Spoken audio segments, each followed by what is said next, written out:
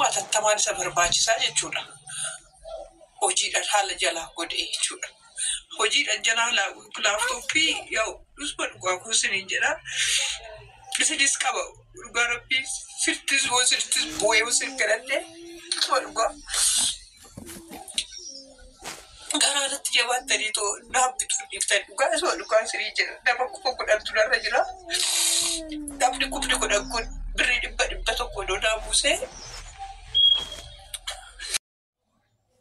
Ashama akkam jirtu fayyaa keessanii nagaa keessanii nageenya faraarri waaqayyoo lafa jirtanitti isiniif haa baay'atu nagaadhaa fayyaadhaa hundumtuu jirtu akkam jirtu mee jirtu ani jiraa gooftaa kootiif haa galatu gargaarsi yeroo tokko doorraa sinuu odoo walitti dhufnu jechuudha mee akkam jirtu hundumtiyyuu lafa jirtanitti nageenya waaqayyoo isiniif haa baay'atu hojiin keessan ijoolleen keessan maatiin keessan waatiin keessan warri mana maadaamii jirtanis maadaamiin keessan akkam isinitti jirti hundumti keessan nagumaan isiniin jedha har'a kaa jechuudha wanta isinii mari'achuudha wanti jechuudha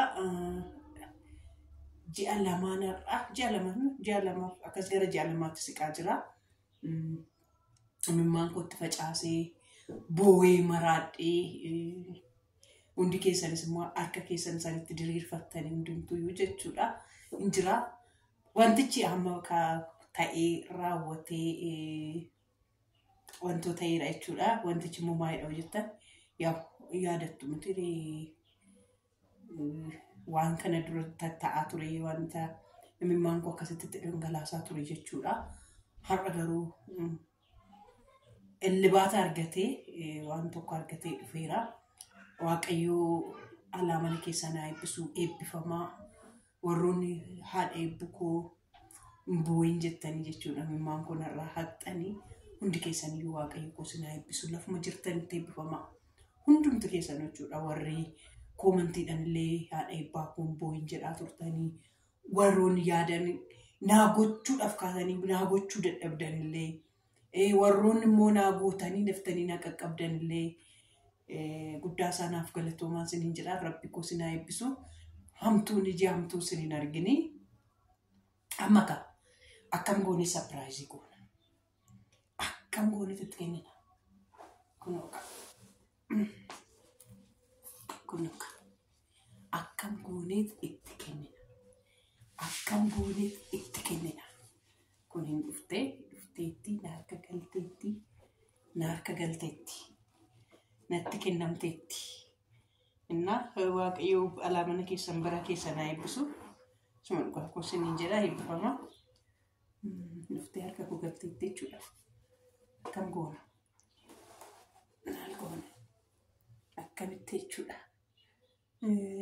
ganaa wannoo ishii koodii ishii kuno HP kunotti jenereeshinii torbaffaadha kuno siniin jedhaa akka galteetti kuno siniin jedhaa galteetti kuno harka kiyya galteetti kuno akkasitti jechuudha kuno abbaa hebbuu akkam godhe amma koomantii keessan dubbisaa viidiyoo kana akka inni ni ilaalleef yaalii guddaan godha isuma dhugaa koosiniin jedha yaalii guddaan godha yaalii amma hin jedhamne godha koomantii isin naa barreessitan irratti hundaa'e viidiyoo boru gadi isinii lakkisaa jechuudha bifa sapiraayiziitiin kennumoo bifa piraankitiin kennumoo gubee boochisee amma nufi kooti boo'isan gubee boochisee kennuuf moo akkamitti kennuuf mee akkamitti akkanitti kennu naa barreessaa suma dhugaa jechuun waan waliin mari'atanii too godhanii bareedaadha maaliifii waan waliin mari'annee tokko waanuma bareedaa ta'a waan ta'eef jechuudha akkam godhee tootti kennu akkamitti itti kennu piraankeessu moo sapiraayizii godhu moo akkam godhu akkam godhee tootti kennu ijoollee akkam godhee tootti kennu piraank kan ila maaltu jira seetan donkolii waliin mari'annu isinitti maka isinis na gargaartu miti daawwattoota koo ilaa boorsittii kana jechuudha boorsittii kana mucaa keetii fi hoggaa fuutee too deemtu carqii xiqqoofaa keessa gootee fi xurxoofaa keessa godhattee hoggaa manaa baatu siitaa jedhaniiti namatu naa erge qallaalidhaa salphoodhaa jedhanii naa ergan naa kennan jechuudha. Fira baay'een qabamti dhuguma rabbii fira baay'een qaba waan ta'eef jechuudha. Sinuma immoo firri koo firma yuutuubii akka caalu fira baay'een hin qabu. Kana ashagee kas keessa jiru waraqatoota maal fa'aa waan ta'e keessa jira. Kana ashagee laaftooppii xiqqoo ishii wayin immoo taabileetiidha jedheeni piraankii godheen booda laaftooppii isa sanitti kennu moo sapiraayiziidha jedhee ija isaa hidhee itti kennu. Dhugaa rabbii kana naaf barreessa. Maarree itti bashannannu. Dhugaa rabbii akka itti bashannannu kan jechuudha. Itti bashannanuu qabna. Maal taatan itti kolfuu qabna. Indee maal taatanii. Ani boo'een imimmaan qofa caaseen. Jedhee miti ani bitee. Jedhee miti. Kanaaf itti bashannanuu qabnu maal naan jettu. Waan isin naan jettan. Koomantii isin naan jettan. Haala akkasuma irratti jaboo akkas godhee. Eeggadhaa. Sinan eeggadha jechuudha. Naa boru akkan gadi lakkisuuf maal akka naan jettan. Maal akka isin naan jettan itti yaadaa. Kanaaf koomantii naaf godhaa. Koomantii naaf kaa'aa. Abbaa eebbuu biraan keessan jettan nan biraan keessa sapiraayizii godhan naan jettan sapiraayizii godhan. Akkasumattis immoo itti kennuu naan jettan akkuma isin jettan itti kenna. Ishee garuu warroonni kanarratti hirmaattan waaqayyo koo bara keessan mana keessan haala keessan haala hundumaa keessatti waaqayyo sinaa eebbisu. Eebbifamaa. Eebba dachaan qabne hin eebbifame. Raa'el koo waaqayyo koo isaa eebbisu. Dachaadhaan eebbifame.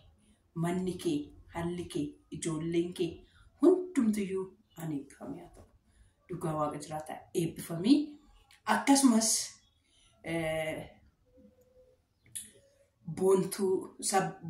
boontuu namoota hedduudha kan asirratti hirmaatee jechuudha. Namoota hedduu burtee Ameerikaa jalqaba haa jettee ana hirmaattee ishiidha. Abbaa eebbuu manatti deebisuu irraan ka'ee jechuudha. Waaqayyo bara kee mana kee haa eebbisu naaf eebbifamee siin jedha. Guddaa isaanaaf galatoomii. Hundumtu keessaniyyuu warri koomantiidhaan isinatti jajjabeessaa turtan. Warroonni kanarratti hirmaattan hundi keessaniyyuu waaqayyo koo sinaa eebbisu. Eebbifamaa. Warroonni waadaa galtanii sinii guutuu dideellee dadhabdan waaqayyo koo alaa mana keessan haa eebbisu. Guddaa isaanaaf galatoomaa. Koomantiidhaan nutti haa deebinu. Nagaan naaf tura. Baay. Hoodinaan fuudhee laaftooppii waajjiraati asaamitee lafa hojiitii yeroo kanatti immoo atattamaan isa barbaachisaa jechuudha. Hojiidhaan haala jalaa godhee jechuudha. Hojiidhaan jalaa laaftooppii dhusma dhugaa kuusiniin jedhaa.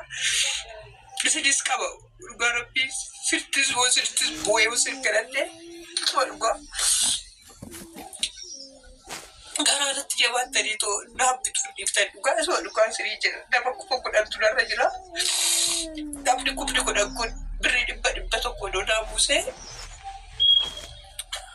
dhugaa dhaabni kubni godhan narra jirtu miti dhaabni kubni godhan 200 doonaa buusee laaftooppii gaashii abbaa eebbuu bitaaf isuma dhugaa sirii jira. Garuu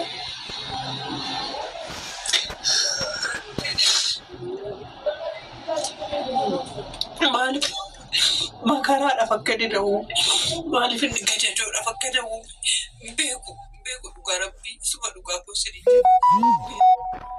kanaaf adaraa keessaan adaraa rabbii hamma mana dhiisee sokkeera bahee sokkeera deebi'aa dhufuu haa dhiisuu beeku.